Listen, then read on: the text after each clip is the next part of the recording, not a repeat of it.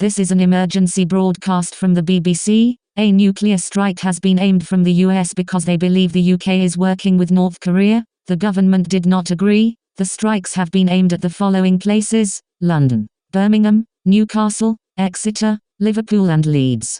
If you live in these areas, these missiles are way too powerful to escape from in the next 5 minutes. If you live in these cities, it's best to say your final goodbyes. If you live anywhere else in England, build an inner shelter in the lowest part of your home and bring 14 days worth of supplies.